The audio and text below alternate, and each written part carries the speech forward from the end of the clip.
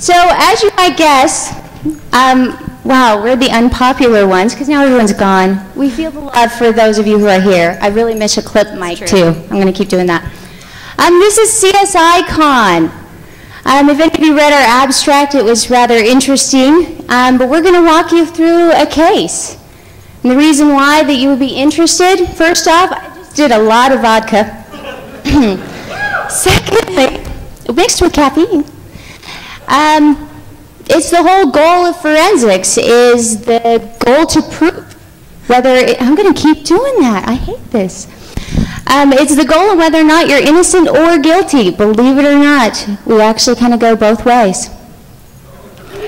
So, I am Amber Schroeder. I'm from Parabon Corporation. I am not a Fed. Hello? Yeah. But I make a shitload of money off them, and I enjoy every minute of it. So, my partner in crime. I'm Tyler, and I actually am a fabulous Fed. We changed it a little bit because although she does do the whole Fed thing, she is quite fabulous, and she has much better fashion sense than most of them. So we kind of go for that. Just in case you guys didn't get a chance to see our abstract in the lovely little documentation, we made a movie, because that's pretty cool. We like that. So hang on one sec.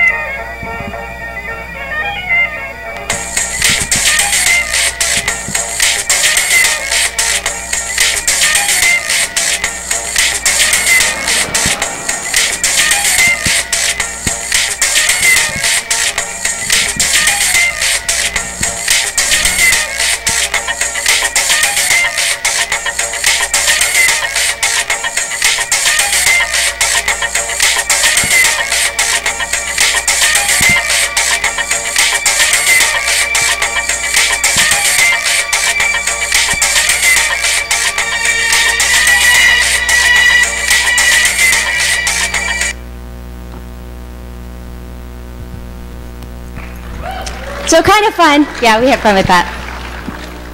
But that's kind of where we're going to pick up. Yes.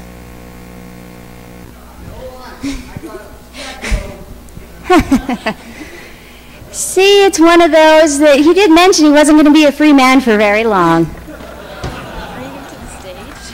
Yeah, so,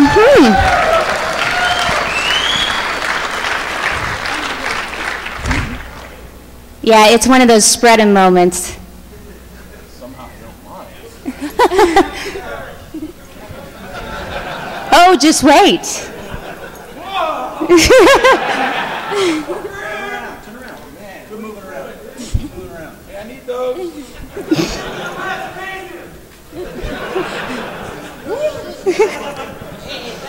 Quit moving around. Hey, that's not mine. Yeah, all right, girls, it's up to you. Thank you very much. Swallowed it. Swallowed. Nice. So, Jack Grove is really just Johnny Long. I think this is going to be some fun. We got some innocence or guilt. It's our job to prove if he's innocent or guilty. Well then, the presentation's done. Goodbye. Have a nice day. So, where are we going to start? Well, we started collecting our evidence. Some of this evidence is actually a little bit volatile, so we have to go through some special steps to preserve it. Then we're going to go through analysis and then reporting. And then at the end, guess what? You guys get to participate and have the verdict. You get to decide.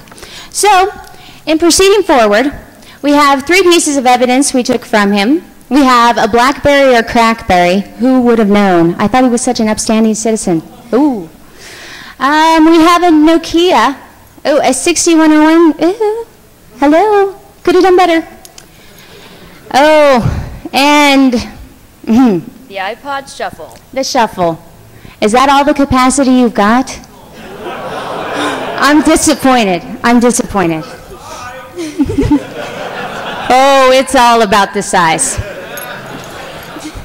So we're going to break it down into two different areas because digital forensics is not the same every day of the week, okay? It's not a whole bunch of Wonder Bread out there. It's like, woohoo, Wonder Bread again, woohoo, Wonder Bread again. It doesn't work that way. We actually have two different areas that we're going to look at. We're going to go computer forensics, which it's me. Okay, get used to it. Computer forensics, which is bitstream imaging, so we're making exact copies of things. They're static, they don't change a lot. And then we have handheld forensics, which does active memory imaging because the little buggers are sitting there changing all the time. So we do a form of snapshot forensics, and that's a huge difference in between the two. And so we're going to split it up because everyone has their special skills. And mine's in the handheld forensics, and Tyler, she's going to do the straight-on computer forensics and deal with the iPod. That's right. So, we get to use a toolbox now. A very fashionable one. So one of the things that we need to do if we're responding to some kind of scene is we have to check all areas for potential evidence. And I do mean all areas, because some of these devices are kind of small. Now, Amber's got her little forensic toolbox. We take this with us because you never know when you're going to be in a situation where you have to search in. Yeah, it doesn't work that way. It's one of those bend over and cough moments a lot of the time. You should have picked a bigger iPod. That's just the answer of the day. But you have to be prepared for all things. It's always good to have a handy toolbox. So, and always wear gloves. Yeah. Hello, handhelds, nasty. Nasty, nasty. Are you asking a question? The X-ray wouldn't fit in my pocket on the plane. So there's other methods you can do. We can just put them in the room with the guy named Biff. They'll find it. It's not a problem. They're not as nice with the lube, though. So we kind of balance that out. So gloves are important. There is biological evidence that you have to maintain. There's a reason I chose to do digital. It's not as gross. It's a lot more entertaining. So this is my favorite part because it's more than just gathering the evidence. It's dealing with the suspect. So you kind of have to balance it out a little bit, and that's where other fun things from my toolbox come into play. So this is how Amber gets the password out of a suspect if they're not willing to give it up. This is also how we find the friends of suspects as well. Yeah, you know, it's all about your creative engineering. And sometimes the implement is the most important part. Oh. Okay, you whip his ass till he gives up his password. Is that better? Yeah. It's hard to do both. I'm not that multi-talented. But that does mean if we have any AV problems, I think we'll have success. So balance. The other thing is collection and preservation actually changes quite a bit with this type of digital evidence because it is very volatile. On the handheld side, you've got live wireless devices. And as you all know, a kill command is a real bitch to a BlackBerry. It makes all the data go bye-bye. So we balance that out by dealing with it with a Faraday cage. We put them in these cool bags, and they are very cool and shiny. We like shiny stuff. And this blocks all the wireless signals from 0 up to 10 gigahertz. I think we're pretty much covered at that point. You know, but the problem is, do you like working in a bag? It's not that fun. So we balance that out one stage higher with a tent. Have you ever heard of the whole 7 minutes of heaven in the closet? Yeah? It's a 7 minutes of heaven in the Faraday tent. It's fabulous. We have a tent club at the office. Very interesting. Yeah. All about experimentation. So, but we know our wireless evidence is protected in there, and we're not going to have any problems with signals being added to it, new calls being received, and overriding some of the data that we needed in the first place. So it is about the protection of that evidence. So one of the things that you need to do is you have to prioritize your exam. You want to get any volatile data first. You want to get any data that you could lose information on. So you'd want to go with your PDAs before something static like the iPod, because the iPod is essentially a hard drive, and you're not in danger of losing that evidence. With the PDA, no power, no data. With a cell phone, you've got the pin, you've got the puck, and then you're just going to end up fucked. It really sucks. Okay, it's a whole lot of legal paperwork that you just don't want to go through. And so you try to plan ahead, maintain the power, you put it in the Faraday, and you're usually good to go for about 8 hours. So our big questions we want to answer this evening. We want to know, what was Jack Grove up to? We want to know who his accomplices were. And most importantly, we want to see if we have evidence to prosecute. Because remember, we're here in the lab, and we're not trying to find guilt or innocence. We're just trying to find what the evidence is. And sometimes it's going to prove innocence, and sometimes it's going to prove guilt. And final, of course, we've got the verdict. And that's where you guys come in, that you actually get a vote. Remember, it's a jury of your peers. It makes it a lot more interesting. So, we want to know what he was up to. One of the first things we look at in forensics is we go to the timestamps, because we want to prove that you were actually doing it within an existing period of time that the theft, the hack, or whatever occurred. And so we have to look at the timestamps of all these different devices. You have dynamic devices and you have static devices. Are they all in the same sync? Are they even from the same time zone? So we kind of go through those. As we go through them, you do things like use the development libraries for BlackBerry, and you can make your virtual BlackBerry, and then you set up and go through and verify your timestamp on the device. It's a snapshot. It's from that point that you seized it that you're going to check. On a cell phone, we have another problem. It's not on there. It's not on there through any of the conventional methodology that you pull down, because your time is continually changing. As you hit the different time zones, you have a variation. As your timestamps hit with SMS or a call log, it changes based on the zone, and it doesn't actually mark what zone it was in on the device. So it becomes a lot more difficult to deal with. It's high maintenance evidence is how we refer to it. With the iPod, it's a little bit different. Sometimes you're going to be able to get a time zone based on what region it's in. It also is just going to depend on if you have the computer that has iTunes with it. So it's a little bit more difficult. We do know Johnny was smart enough to destroy his laptop before he got to us at this point. He probably dished it back in the green room, so we'll see. The other side that we get is something that doesn't happen on the actual digital devices. We actually go to the providers. We go through their data through all the proper legal paperwork. We hire our lawyers and we pay them a ton of money. They write up the subpoenas for us and they bring that data down. But the value of that to us in forensics is it tells us the subscriber information. Every time you buy a phone, they take a shitload of information about you. Even if you're smart, like Johnny was, where he bought a pay-as-you-go phone, because the 6101 is a very popular pay-as-you-go phone, some of that information is still recorded as far as the equipment identifier is in the store, it was bought in Virginia, it was done here, here, or here. All of that is recorded whether or not they took his name or not. You still get a starting point for your examination to occur from. The other is the call detail records. We cross-reference what actually occurs on the phone versus what is showing in your records that they charge you for. Let's just be serious. All of the cell phone providers are anal retentive. They want to charge you for everything, and they keep track of it. And they provide that over as part of your forensic examination. If you made the call, they have a record of it because you paid for it. So we use that information to cross-validate. We use some of the great tools out on the net, and we build a map with them. We want to see, are you making calls in the area of which we had a hack occur, for instance? Obviously, we're dealing with a hack here. So, balance it out.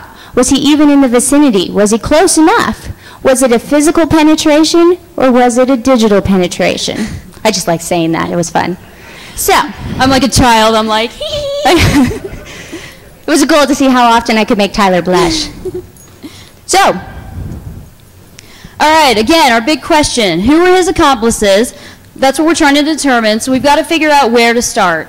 So we're going to go through things like address books. We're going to look through text messages. We're going to try to see if there are any photographs, emails, all kinds of records like that. And then sometimes things just kind of come up. That always happens. So we balance it out.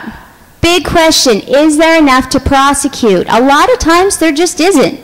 It's been wiped, it's been killed, and the case goes to the side. The problem is habitual users, meaning you keep coming back over and over again, and you make silly mistakes, which means it just builds up more and more case data. It's kind of like all those years in school, and your high school file was like 5 inches thick. It's the same. They keep track of you. They want to know, how often were you actually doing this? Oh, you're back again. It's a reunion moment. So you balance it. But the important part we hit at this stage is acquisition.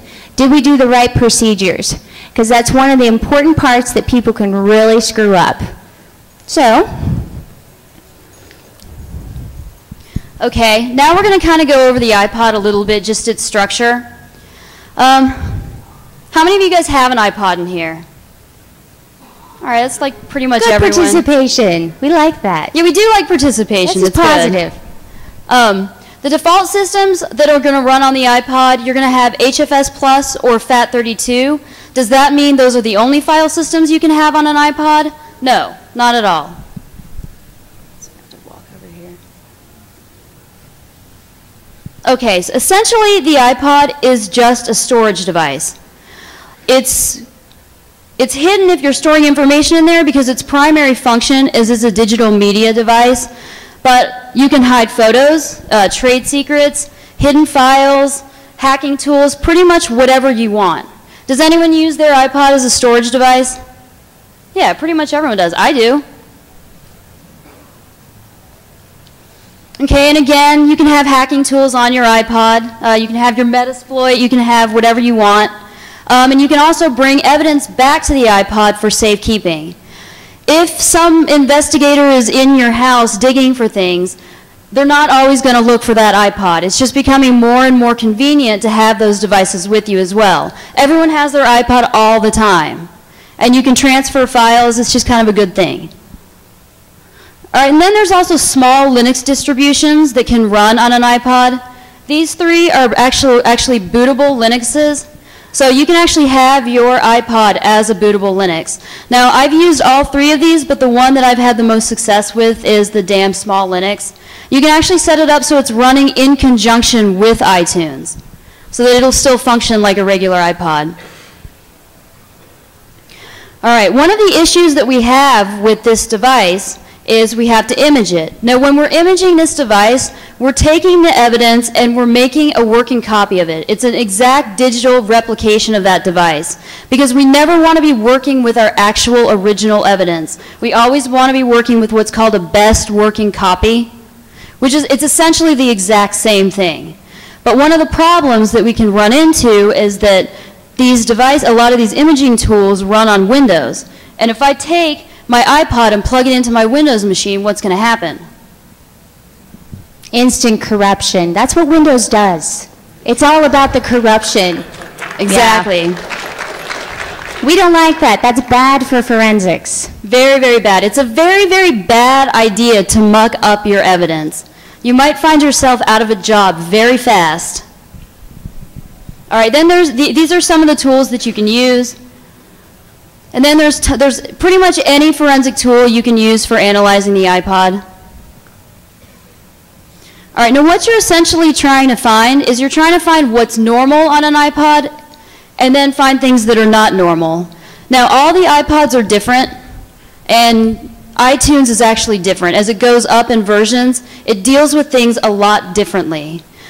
Some of the things you'll find a calendar folder, you'll find the iPod control folder, which is pretty much the nerve center of the iPod.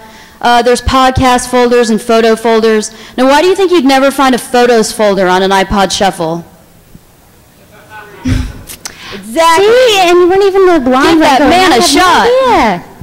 There's one open. Here he comes. Woo! Yeah, you're smart enough to know there's no screen on a Shuffle. Wins a shot. Look at that. All right, so what's not normal? Mixed-matched file extensions. This is anything that has a header with an extension that doesn't match, and we're going to actually see some of that when we start doing the analysis. Anything that's hidden, something like too many partitions or non-standard file systems. Does that mean that if we see an iPod that's got Linux on it, that it's evidence? No, not necessarily. And this is true of all types of digital evidence. It's not as easy to play around with a BlackBerry or a phone.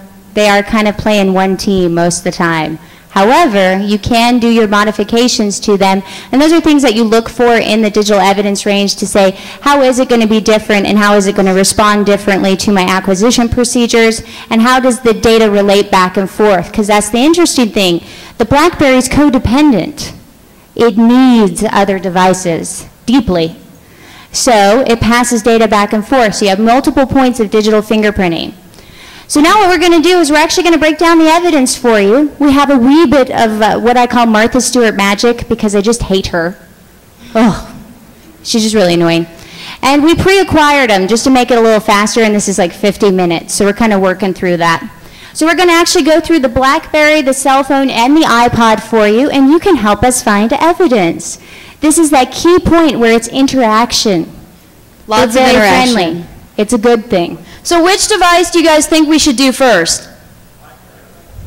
Which one? Oh, you paid attention. Awesome. We feel the love. I wish we had like presents to throw.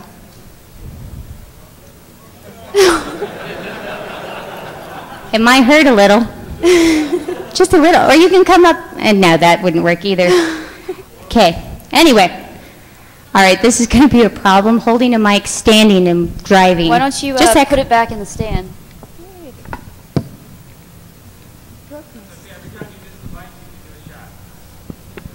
Damn. You all see me drunk?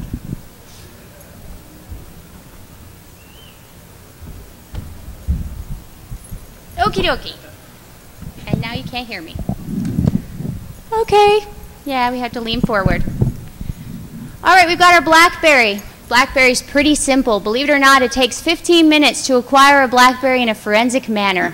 That's it. It's a little anticlimactic, to be honest with you. It's like, oh, yeah. Windows takes longer. Scary. So a BlackBerry simply consists of databases. What's the prime purpose of a BlackBerry? Email. Very good. So I think that's probably the first place we're going to look.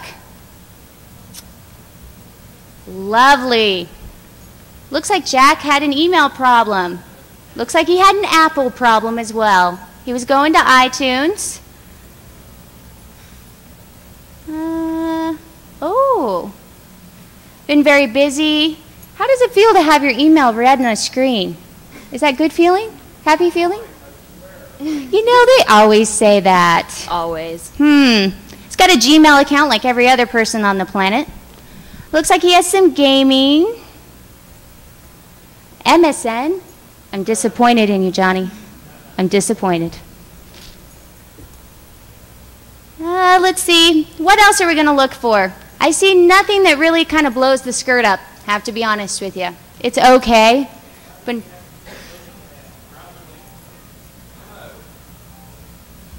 Okay. Memos. Hang on. Nothing memos. Tasks. We have a board meeting. Oh, Project Coin. Nice. Address book.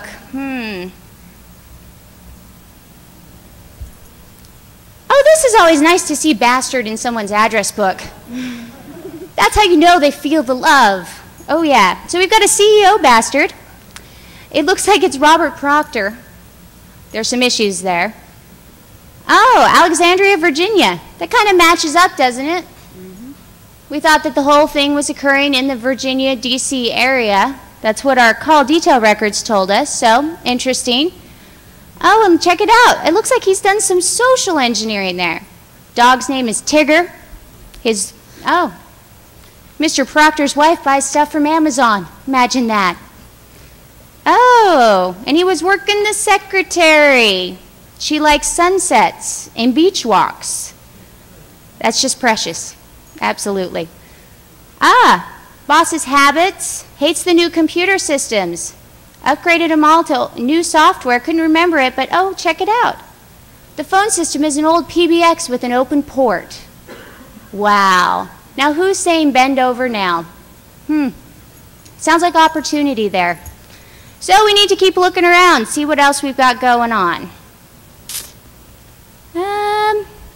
You know, one of the areas I always find to be interesting on a BlackBerry are pin messages, because that's one BlackBerry user to another. It's all in the network. It doesn't hit outside. So it's important to always check those out as part of your evidence. So what do you think? We've got masking of an IP. Cool. We've got a checkmate on the passwords, or the passwords for the whole case, among other things.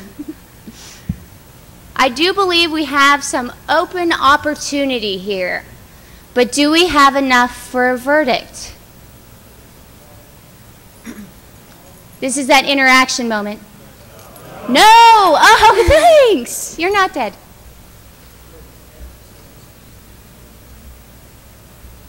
So let's check out the next one. This should be really fun, because you realize that the #1 digital fingerprint people leave is their cell phone. Why? Because we all can't live without them. We just have to be that reachable.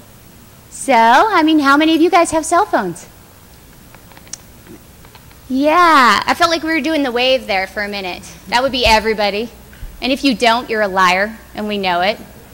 So, we've got choices. Looks like we have a web-enabled cell phone. Looks like he was out surfing as well. With T-Mobile. Again, disappointment. Ooh. Okay, what else do we have in here? We have logos. Did he have them on? Did he have them off? Call logs, those are always important. All right. There's someone named Tanya in your life. Always interesting. Spock, Satan, always important. I love getting the calls from Satan.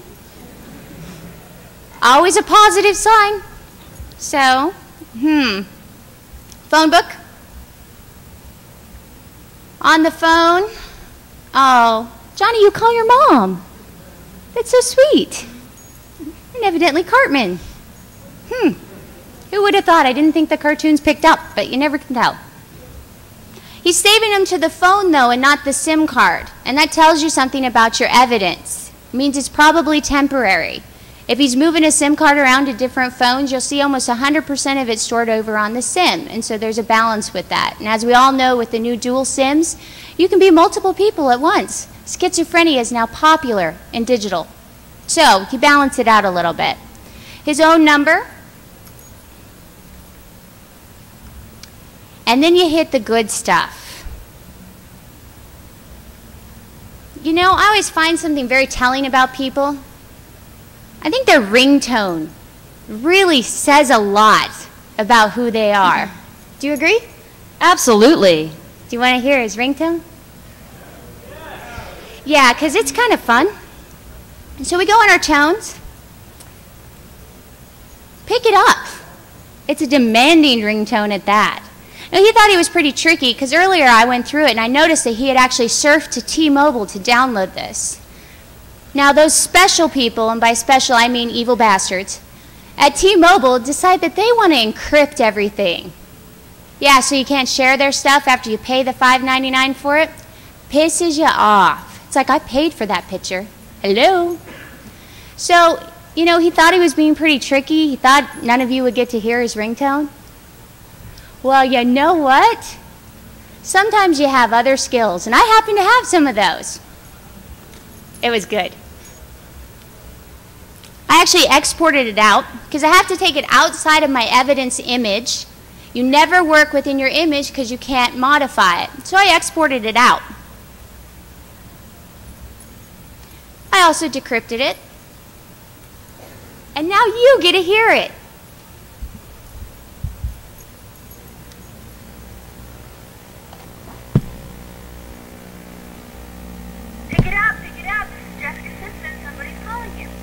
Jessica Simpson. Did you hear it?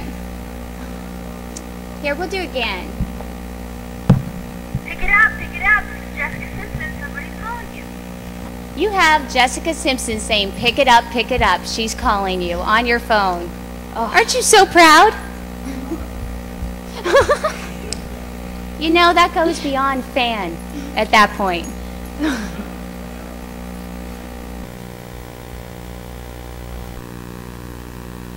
So what else do we have here? In the file system, that's where we're going to find all the images associated with the camera phone. We do know that this is an actual camera phone, so all of the images are going to be stored by default on the device. We also know that both of these devices, and I'll just mention it because we don't have enough time to go through it, have SIM cards associated with them. This is a GSM device. The BlackBerry has a SIM card as well. Both of those would have forensics done on them in addition to doing the actual default device. I didn't go through those because we're going to run out of time otherwise. What I did do is I carved out all of his graphics. Here we go. I like the flowers, those are nice. We are confirming he indeed has been in the DC area. Looks like he's taking some pictures of some security around buildings. Always nice. Probably the girlfriend. The belly dancer. Always nice. Been to Paris. I think Rome. That's also DC again that we see here. Even some of the damaged images are still recoverable after they've been deleted off of the device. It's amazing how long a digital fingerprint is left on a cell phone. It's about 2 months. It's a long time, and that's with active use. So we have some options there. And of course, as we saw up here, we always cross-reference. How were the call logs? He really didn't dial a lot of people with this device. The #1 form of communication on a cell phone, however, isn't talking on the actual phone. How many people get pissed off that it's like, could you just quit texting me and pick up the damn phone?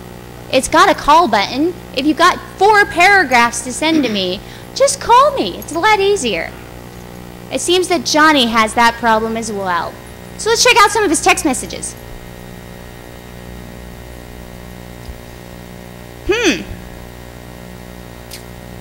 Skittish problems, specs on a device. Russian server, always popular. Oh, the hi honey, I can't wait to see you. Hurry back, I'm wearing your favorite. Nothing. I don't think you're going to get a chance to see that. Just thought I'd warn you. At least not from there. Maybe Biff will indulge with your favorite. In the information, we pull out what the number is, we pull out when it came in, how it was delivered, what the status is on it. We've got payment, route on a target. Again, gaming. Oh, working with FedEx. Nice. Oh, he's been downloading pictures as well. And again, that T-Mobile service. We have our default templates that come with it. No big deal. But I always find it interesting to look at the saved text messages.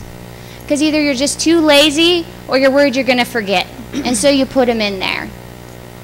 I'm no narc. I don't doubt that. Cool coin, next week Saturday, awesome.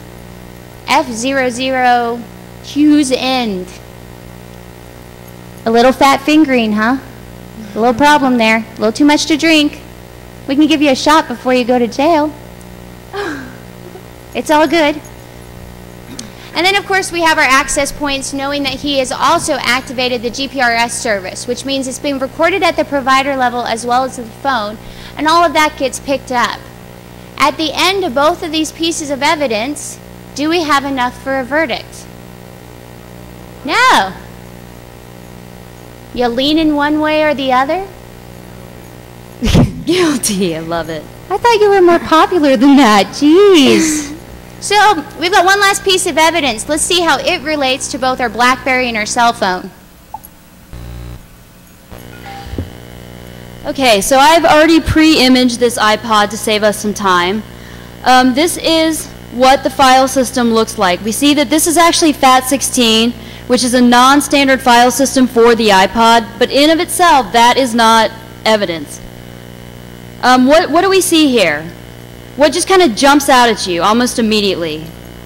Knoppix, we've got this boot.cat, we come down here, we see syslinux. What do we think that that is? Bootable Linux? Do we suspect that this might be a bootable Linux? We suspect it might. Can we tell based on this if it's actually successfully booting Linux? No, we can't. What's this? That's Metasploit. So we see here that he's done some configurations with his iPod. Based on what we see here, that he's got hacking tools on here. Do we have enough evidence with this? No, of course not.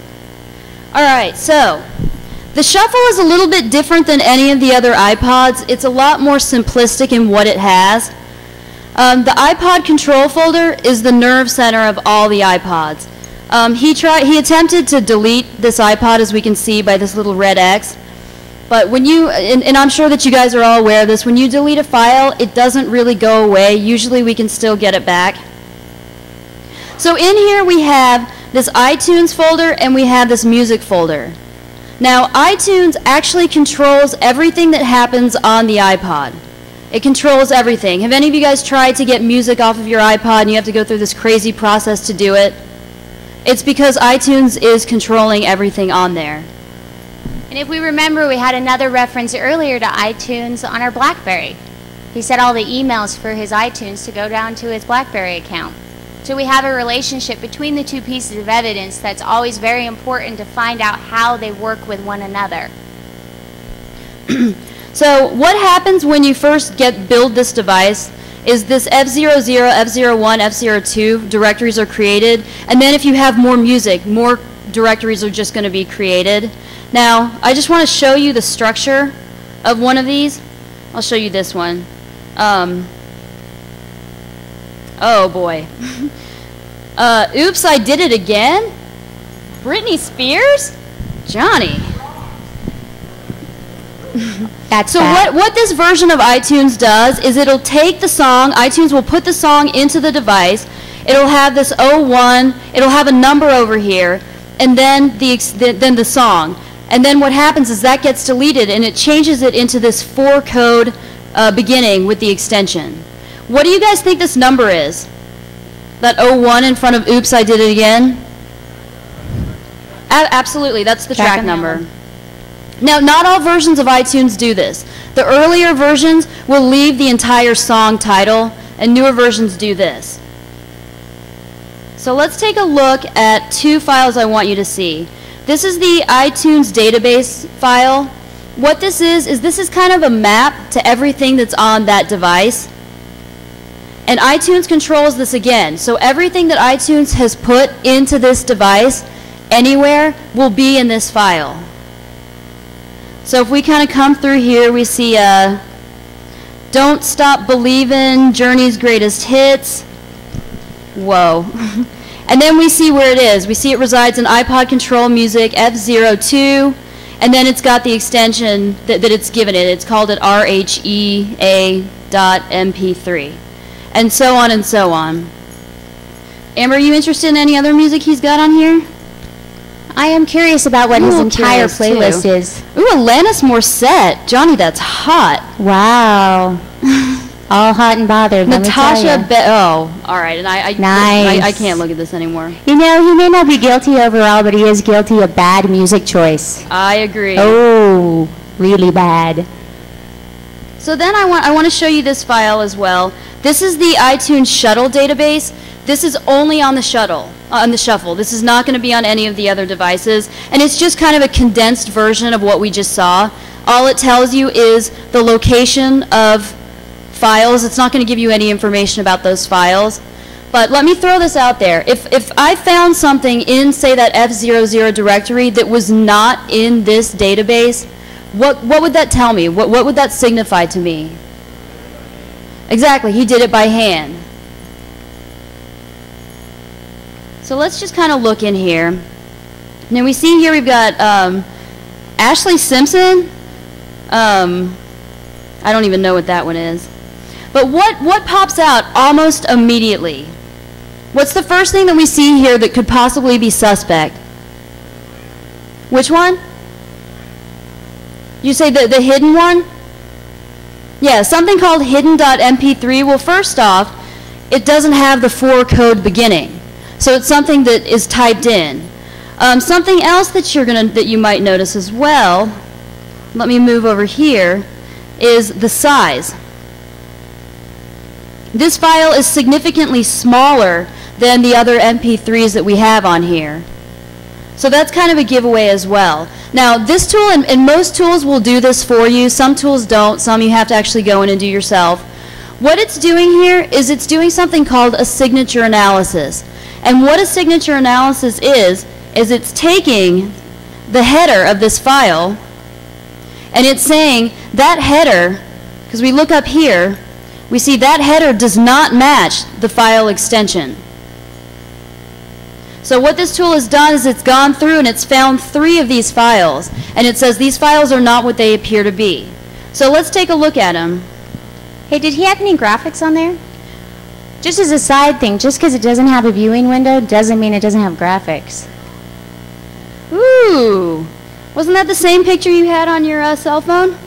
I think so. It think could be that associated with that evil CEO person, I imagine. And then this is coming a little bit big. I don't think we should be looking at that one. Oh, let's stop. the girlfriend. Ooh la la. Yeah, black and white usually means only one thing. And then we have a picture of... Give me a shot. All right, and then we have a picture of DC. All right, so how did the different pieces of evidence link together? Was there anything on the iPod that well, there's said one guilt? more thing that I want to show them. I want to show you if you purchase a song from iTunes, if you come in here, come down, down, down, what do we see here? Name Jack Grove. He purchased that song. Now, where do we think that name actually comes from? How many of you think that that's just kind of arbitrarily there? Good. All right, how many of you guys think that that's the name that he registered with iTunes, and that's where that actually came from? Okay. How many of you guys think that that is the name that's affiliated with the credit card that he used to purchase his songs? All right, you guys are right. It actually is the name that he used to purchase it's the name affiliated with the credit card. Which means he really can't get away from the fact that he did indeed pay money for Britney Spears. So bad. Ooh. All right, so Amber, I'm starting to think here that we do not have enough evidence. You think we should keep looking? I do have that one question. Did you notice those text messages? I'm a big texter myself, so there was that one weird one, F00 fat fingering moment. I've seen Johnny's fingers, they're not very fat. That's true. I have to think he's a decent typist. What did that say again? Do you guys remember what that said? Okay. F00 HZ blah blah blah blah blah end. End. That blah blah blah blah was looks like actually this characters. MP3 right here. Ah. Now, this MP3 is obviously what it says. It is an MP3 because it would have come up in signature analysis. And if we look at this header, we see that it is indeed an MP3. Now, if I actually played this, I have a feeling that the song would actually play. So I'm not really sure what to do from here. What was the end of that text message? End. It sounds End. like someone likes ends and stuff. Check the end. All right. Okay. Because do you guys really want to hear his music? You guys want to really hear I Afro don't. D? My ears would bleed. All right. Okay. So what do you guys think that means? What do you think he was saying? Okay. Let's All right. try that. Let's go down. Okay, I'm at the literal end. Wow. Whoa, what's that? As if I'd have put the evidence here. Ha ha ha. You'll never catch the likes of Jack Grove. Oh, it's a love note. It's a definite love note moment. Do you really want to answer that? I'm not sure. After the Britney and Jessica Simpson. I think that one was an Avril. Ooh. Yeah. Not sure about that one. So we have a choice. We have a verdict moment. And then we get to decide what his sentence is. That really is kind of the best part of it, because there's no judge. So, what are you thinking? Guilty, not guilty? We had a Blackberry. I love organized chaos too. Everyone just start yelling. Yeah, that works. Uh-huh.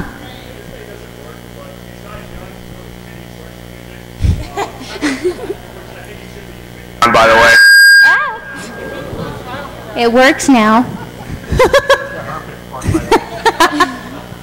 Beyond that, I think the implication that he has some hacking tools and is mocking some investigators is not grounds for, convicting him. So I don't think he's guilty. So you really think he's not guilty? Well, you don't think he should be flogged for his choice of music at very least? Amber, you just want to use that flogger. I know. I have a focus issue. There's a club down the street that we can go to later, if you like. All right. We can do that. Thanks. Hey, Johnny!